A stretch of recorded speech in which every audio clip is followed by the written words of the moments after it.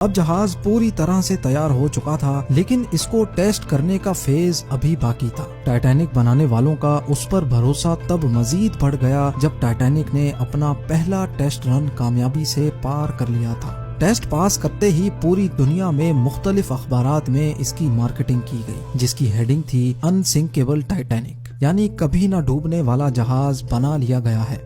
جہاز کا پہلا سفر انگلینڈ کے شہر ساؤتھ ہیمپٹن سے شروع ہونا تھا، جس کا دن 10 اپریل 1912 مقرر کیا گیا اور جس کی منزل امریکہ کا شہر نیو یارک تھی۔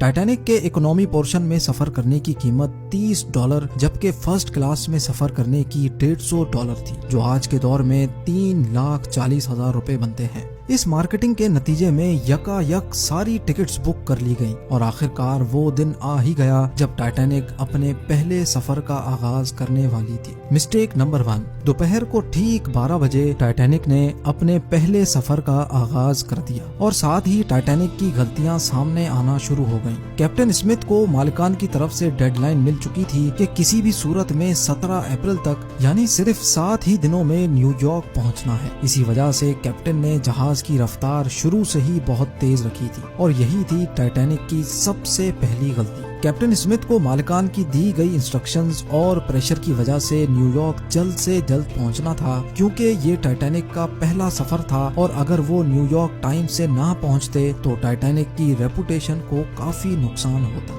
دنیا کی کوئی بھی گاڑی ہو، مشین یا پھر جہاز، ان کے کئی آپریٹنگ پروسیجرز ہوتے ہیں جن میں اسپیڈ لمٹ بھی ان پروسیجرز کا ایک پارٹ ہوتا ہے، اور وہ پارٹ ٹائٹینک کے سفر کے آغاز میں ہی وائیولیٹ کیا گیا تھا۔ تھوڑی ہی دیر میں جہاز ساؤتھ ہیمپٹن کے پورٹ کو اتنا پیچھے چھوڑ گیا کہ اب دور دور تک نیلے سمندر کے علاوہ کچھ نظر نہیں آ رہا تھا۔